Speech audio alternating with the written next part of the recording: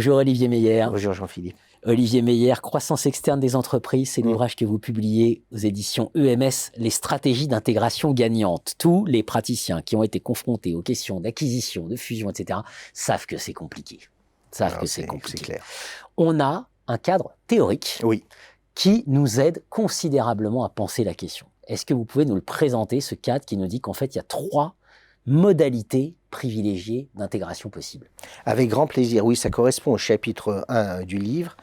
C'est lié au modèle d'Aspelag et Jamieson, pour la petite histoire, qui a été identifié et analysé en 1991, qui a donné lieu, après un certain nombre de travaux, de thèses et de recherches, et de plus en plus qui est expérimenté et utilisé par les praticiens.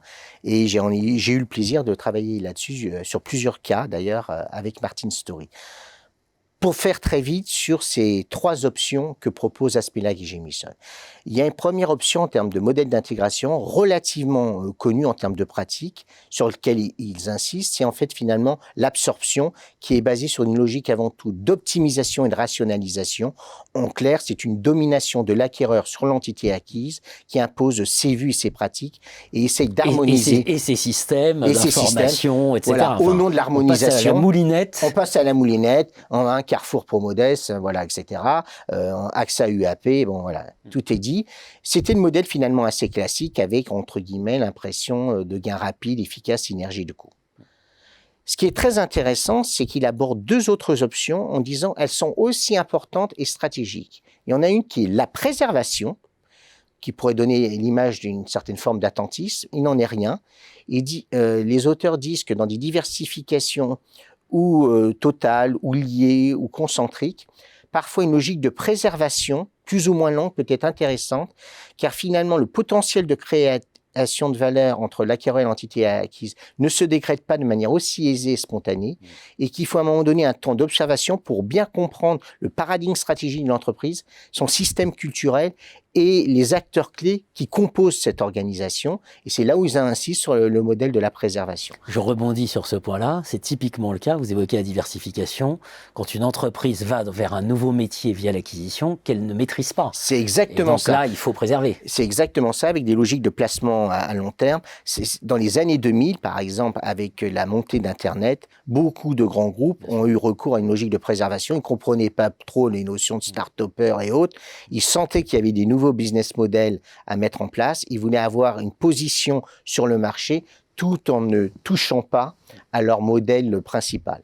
Et il y a une dernière option, Jean-Philippe, qui est le modèle de la symbiose, qui est très intéressante parce qu'elle contredit la doxa généralement utilisée pour les fusions-acquisitions. En clair, pourquoi? Les alliances, c'est la coopération et l'alliance entre 2 partenaires qui gardent une autonomie de décision et d'action, et lorsqu'il y a conflit ou désaccord, on se sépare.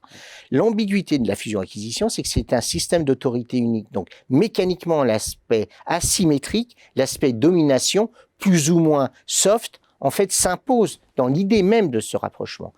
Et l'intérêt et la pertinence de la symbiose, c'est de dire qu'à un moment donné, notamment, comme par hasard, dans des environnements hautement technologiques ou dans des environnements parvenus à maturité en termes de secteur d'activité, j'aime rappeler que, par exemple, j'ai fait ma thèse dans le domaine de la mécanique où les phénomènes d'obsolescence étaient éventuellement importants. Il y a un besoin de régénération important, et là, l'acquéreur admet que même si celui qui a pris le contrôle de l'entité cible, il doit en fait laisser une part de champ libre à l'entité acquise pour laisser se développer une collaboration et régénérer, ce qui sous-entend finalement des modèles d'intégration et de management tout à fait particuliers. C'est là où intervient aussi la valorisation d'une contre-norme ou d'une norme spécifique pour que l'entité acquise puisse pleinement en fait s'exprimer. Et ces 3 options, en fait, sont de ce point de vue-là assez passionnantes. Elles reposent sur 2 éléments clés, les intentions stratégiques données au départ, entre le choix de l'économie de coût, le choix d'un placement sur le moyen long terme, vous l'évoquiez fort justement, ou le choix d'une régénération. On voit bien que du coup, en fonction de ces orientations stratégiques, les options d'intégration peuvent être différentes, mais aussi, et c'est ce qu'on d'ailleurs on montre fort bien dans le livre avec Martin Story, c'est qu'en fonction du contexte et des configurations, de la réaction et des comportements des autres acteurs, le modèle d'intégration peut évoluer au cours du temps.